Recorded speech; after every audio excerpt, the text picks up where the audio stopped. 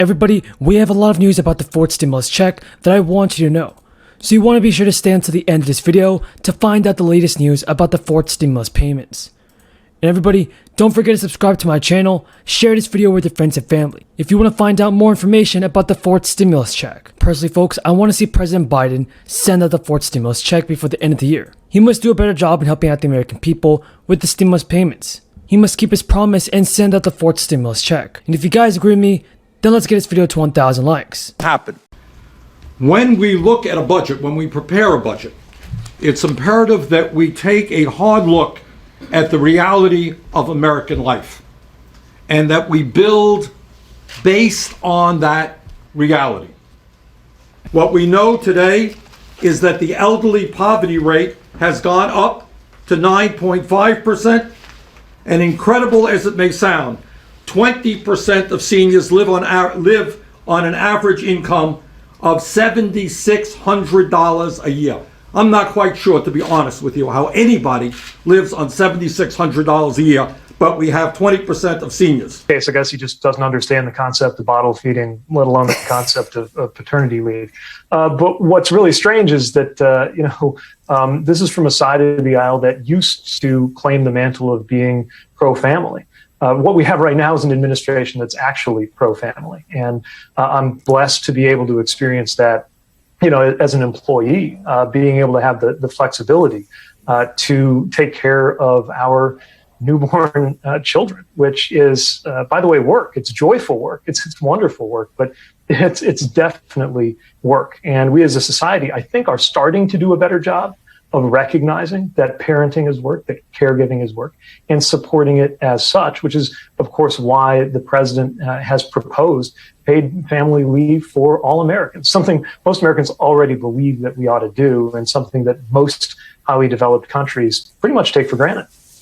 Well, I guess I want to push you on where you think this is coming from, because it's misogynistic, I guess, to think that dads shouldn't also be home. It feels homophobic to suggest that you were trying to figure out breastfeeding. I mean, it feels dirtier than that. How does this attack land for you and Chasten?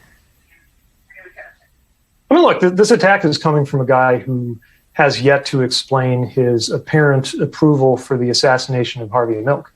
So, obviously we know that there's some dark places where some of these attitudes come from. But I also note that doesn't speak for the country. I don't think that even speaks for most people on the other side of the aisle. Now, the two leading Democratic moderates made clear to their colleagues this week that a deal on their party's sweeping economic agenda is far from secured. This raises new questions about the fate of President Biden's first-term agenda. So among the red flags, everybody, is Kyrsten Sinema. She told lawmakers on a call that she would be hesitant to endorse a final deal on the safety net plan until the House first passes the $1.2 trillion infrastructure bill. But Pelosi and Biden, everybody. Sinema indicated there had been a breach in trust with Nancy Pelosi and her decision to punt a vote on the infrastructure bill earlier this month, after she had assured moderates that her chamber would hold a final vote on the measure. But Pelosi and Biden were forced to reverse course and shelved the infrastructure plan after progressives refused to provide the necessary votes as they demanded Sinema and Joe Manchin join with the rest of the Democratic caucus to push through the party's larger social safety net program. Yet Sinema and Manchin both made clear this week that they had disagreements with their party on some of the central components of the larger package. The clearest sign yet that Democratic leaders' goal of passing both bills by the self-imposed October 31st deadline. On a call with a small group of moderates and Democrats this week, neither Joe Manchin or Kyrsten Sinema endorsed the $1.9 trillion to $2.2 trillion price tag that Biden has privately floated as a new top-line number, saying they've yet to see the details from the White House on such proposal.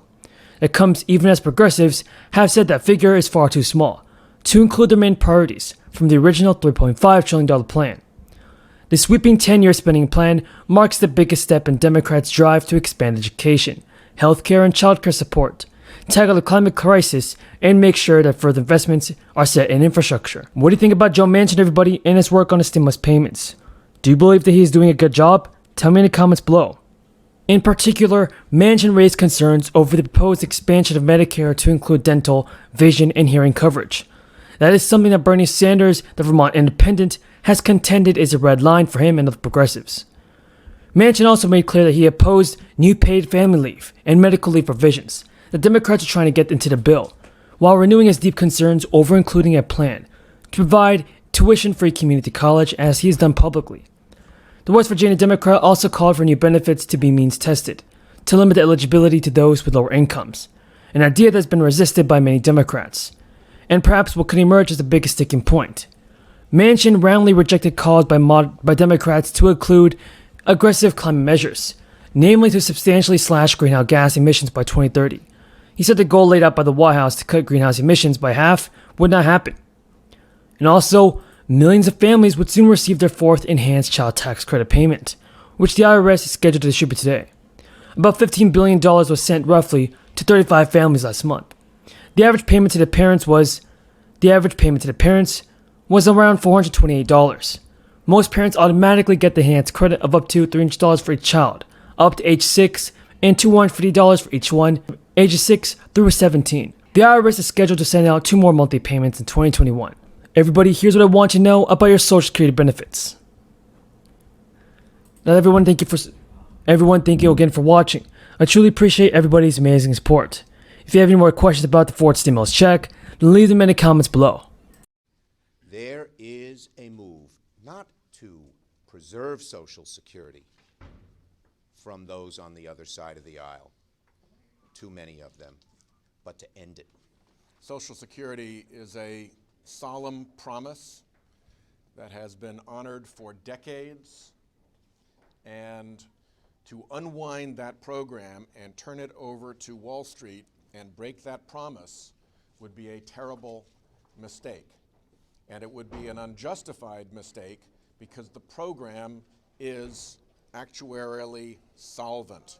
We are getting very tired about hearing our Republican and right-wing friends telling us about how Social Security is collapsing, when the reality is Social Security today has a surplus of $2.6 trillion. Social Security can pay out every benefit owed to every eligible American for the next 27 years. Do we